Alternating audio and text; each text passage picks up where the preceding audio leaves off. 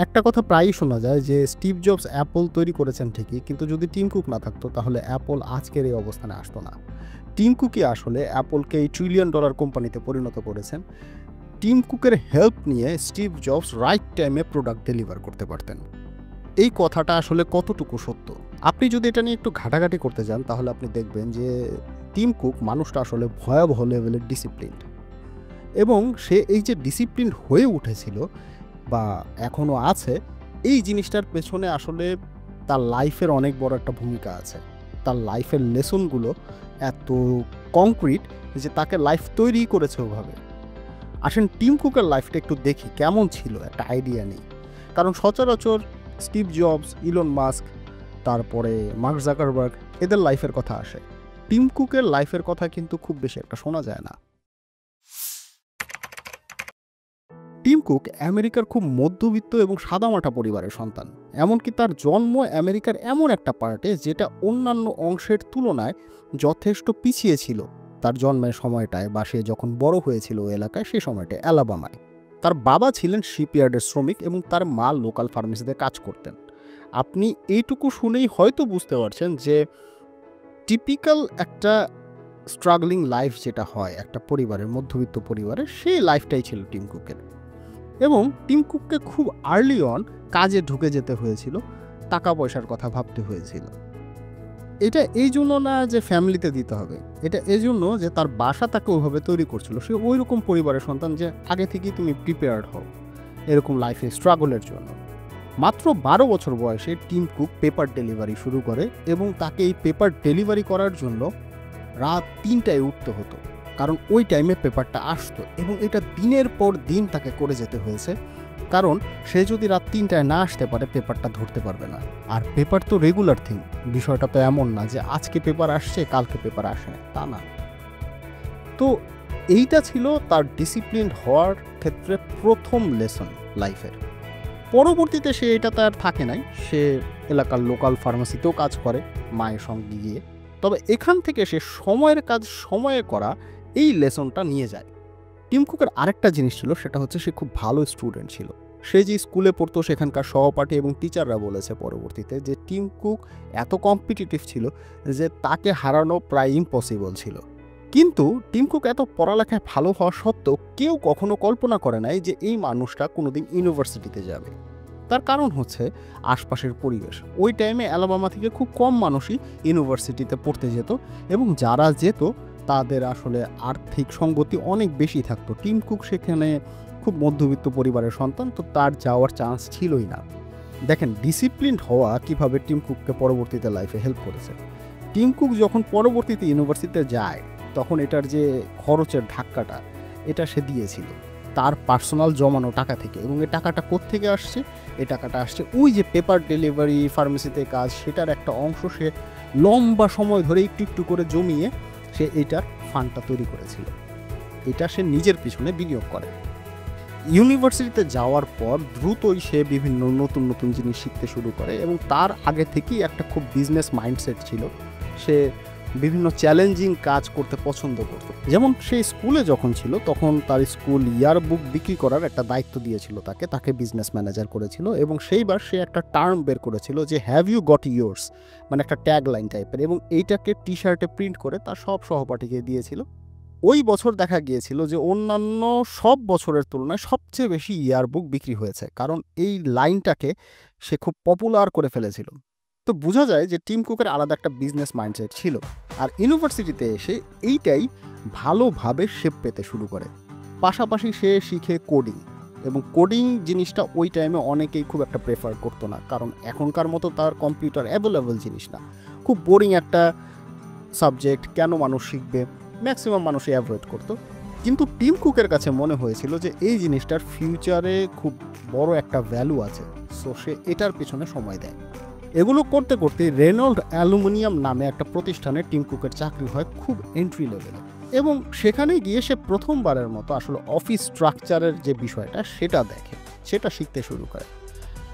একদিক থেকে তার সৌভাগ্য বলতে হবে যে রেনল্ড অ্যালুমিনিয়াম ওই টাইমে ব্যাপক লোক ছাঁটাই করে, এবং ব্যাপক লোক ছাঁটাই করার কারণে মাঝখানে যে লোকগুলো ছিল, মানে সিনিয়র লেভেল এবং এন্ট্রি লেভেলের মাঝখানে মিড লেভেলের, তারা মোটামুটি অনেকেই ছাঁটাই হয়ে যায় এবং টিম কুকের সুযোগ হয় ওই রেনল্ড অ্যালুমিনিয়ামের প্রেসিডেন্টের পাশাপাশি দাঁড়িয়ে কাজ করার কাজ শেখার।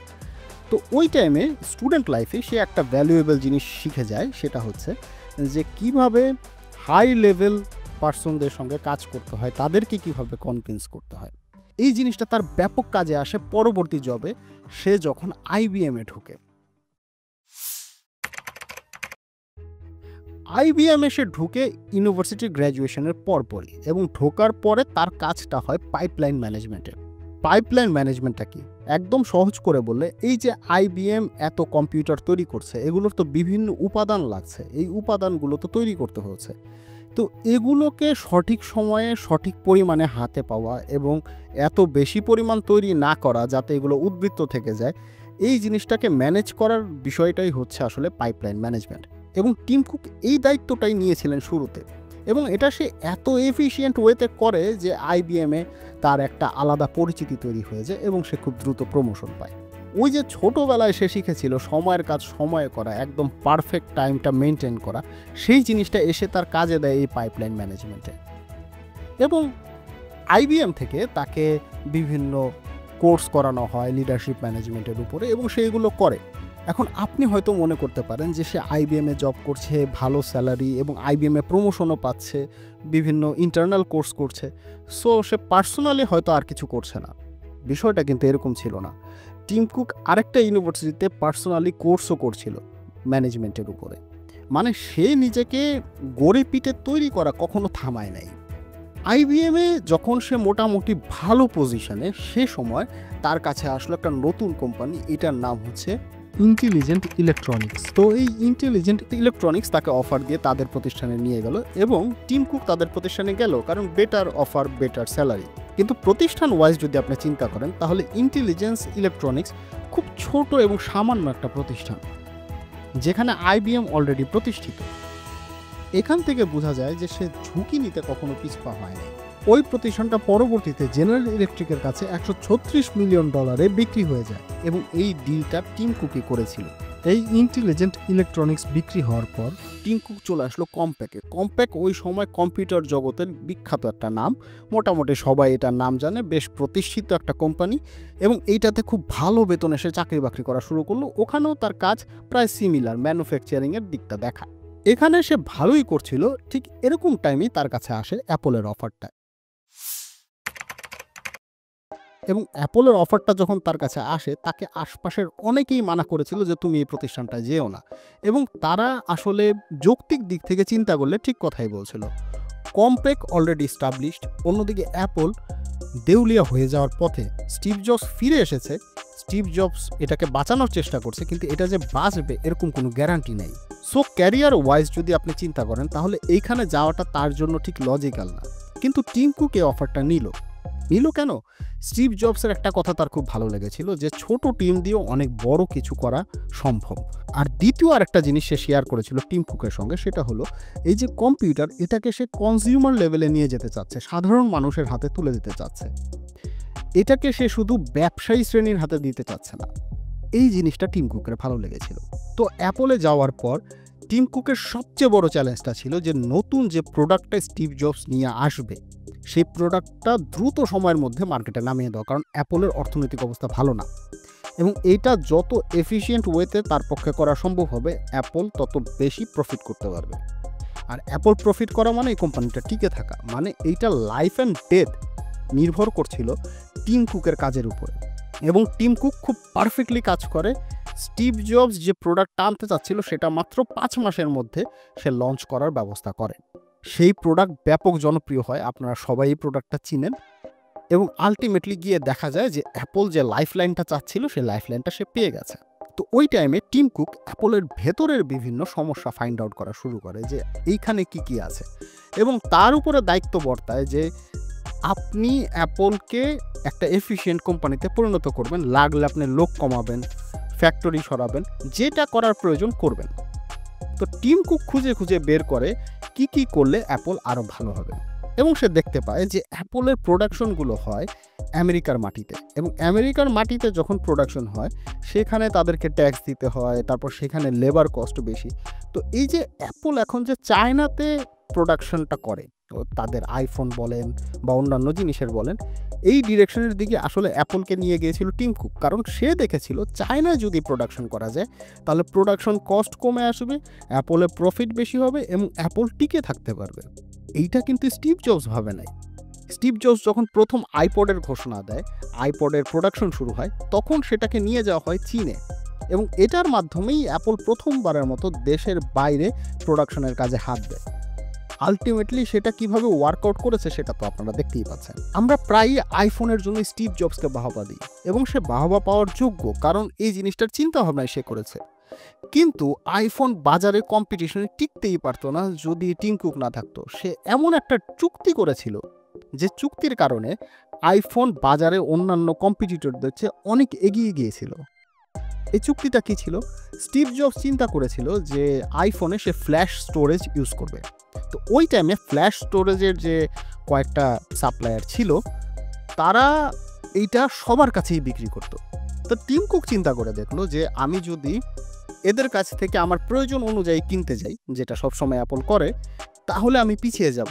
কারণ ওদের কাছ থেকে বেশি কোয়ান্টিটি যে নিবে তারা তাকেই প্রায়োরিটি দিবে এবং দেখা যাবে অন্যান্য কম্পিটিটররা অ্যাপলের যে প্রোডাকশন ফ্লো সেইটাতে একটা বাধা তৈরি করছে। তো এইটাকে সর্ট আউট কীভাবে করা যায়? সর্ট আউট করা যায়, সে একটা কন্ট্রাক্ট তৈরি করলো এবং মেজর যে সাপ্লায়ার তাদের সঙ্গে সে কন্ট্রাক্টটা সাইন করলো। বিষয়টা ছিল অনেকটা এরকম যে অ্যাপল আপনাদের কাছ থেকে সামনের বছরগুলোতে এত মিলিয়ন ইউনিট ফ্ল্যাশ স্টোরেজ কিনবে, এইটা একদম গ্যারান্টিড।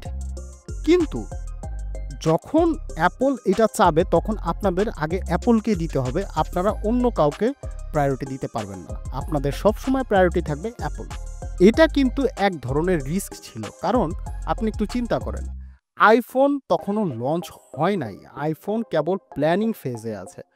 ওই টাইমে যদি কোনো কারণে এটা ফেইলড হতো, মানুষ এটা না নিত, তাহলে কিন্তু অ্যাপলকে ওই কয় বছর এই জিনিসটা কিনে যেতে হতো এবং তারা এটা ক্যান্সেল করতে পারতো না। টিম কুকের এই পদক্ষেপটা আলটিমেটলি অ্যাপলকে আইফোন দিয়ে মার্কেট ক্যাপচার করতে মারাত্মক হেল্প করেছে।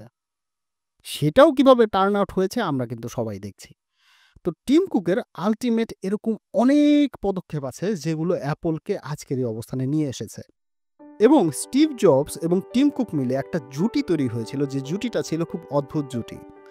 দেখেন, স্টিভ জবস ছিল খুব রুড, স্পষ্টভাষী, এমপ্লয়ীদেরকে অপমান করতো এরকম পার্সন এবং প্রোডাক্টের দিকে ভিশনারি। অন্যদিকে টিম কুক প্রোডাক্ট নিয়ে খুব বেশি একটা মাথা ঘামায় না, ভবিষ্যতে কি আসবে সেটা নিয়ে চিন্তা ভাবনা করে না। সে হচ্ছে সাপ্লাই চেনের ভিশনারি এবং খুব সফট স্পোকেন, খুব ভদ্র, নম্র, এমপ্লয়ীদের সঙ্গে ভালো আচরণ করে। সব মিলিয়ে বলা যায় যে স্টিভ জবসের একদম অপোজিট। এবং এই জুটিটা যখন একসঙ্গে কাজ করেছে তখন অ্যাপল খুব দ্রুত গতিতে উপরে উঠে এসেছে। তো আমার আজকের এই ভিডিও এ পর্যন্তই। সবার জন্য অনেক অনেক শুভকামনা। ভালো থাকবেন সবাই।